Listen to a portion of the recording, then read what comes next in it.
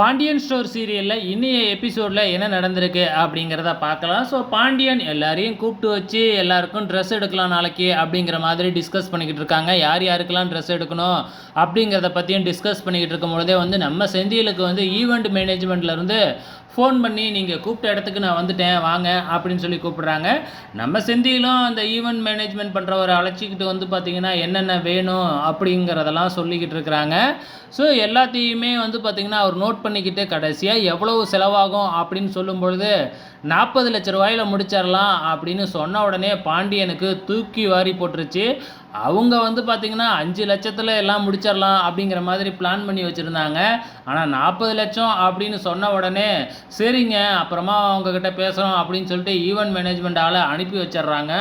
எப்பாடா இதெல்லாம் வேணவே வேணாம் அப்படின்னு சொல்லிட்டு அப்படியே டோட்டலாக அவாய்ட் பண்ணிடுறாங்க.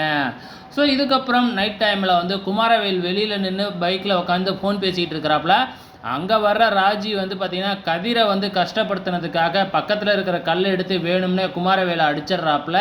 இதை கதிர் கவனிச்சுட்டு அவர் வெளியில் வராப்புல. கதிர் தான் அடித்தான் அப்படின்னு சொல்லிட்டு குமாரவேல் பார்த்திங்கன்னா கதிர்கிட்ட சண்டைக்கு வர்றப்ப நான் தான் அடித்தேன் என்ன பண்ணுவேன் அப்படின்னு சொல்லி நம்ம ராஜி முன்னாடி நிற்கிறாங்க.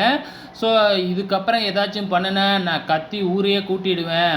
அப்பாவுக்கு தெரியாமல் தானே நீ இதெல்லாம் கேடித்தனம்லாம் பண்ணிக்கிட்டு இருக்கிற, அப்பாவுக்கு தெரிஞ்சதுன்னா என்ன நடக்கும்னு தெரியும்ல அப்படின்னு மிரட்டி அனுப்பிச்சி விட்டுறாங்க. ஸோ குமாரவேலாலையும் வேறு எதுவுமே பண்ண முடியல, அங்கேருந்து கிளம்பிடுறாரு. ஸோ ராஜி இப்படி கோவமாக தனக்காக அவங்க அண்ணங்கிட்டேயே சண்டை போட்டதை நினச்சி நம்ம கதிர் ரொம்பவுமே சந்தோஷத்தில் இருக்கிறாப்புல. ஸோ மறுநாள் காலையில் நம்ம கோமதி மீனாவை கூப்பிட்டு வாசலில் உட்கார வச்சு எண்ணெய் தேய்ச்சி மசாஜ் பண்ணி விட்டுட்ருக்குறாங்க.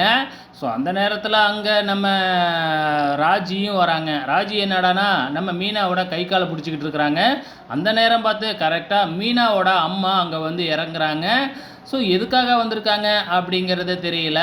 இறங்கின உடனே மீனா சந்தோஷமாக போயிட்டு அவங்க அம்மாவை ஹக் பண்ணுறாங்க. வாமா உள்ளார அப்படின்னா வராமல் அவங்க மாட்டுக்கு ஒரு பையை மட்டும் கொடுக்குறாங்க. அந்த பையில் என்னடானா ராஜியோட நகையெல்லாம் இருக்குது.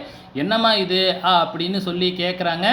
இதோட இன்னைய எபிசோடு முடிஞ்சிருச்சு. வெயிட் பண்ணி பார்க்கலாம் நாளைக்கு என்ன நடக்க போகுதுன்னு.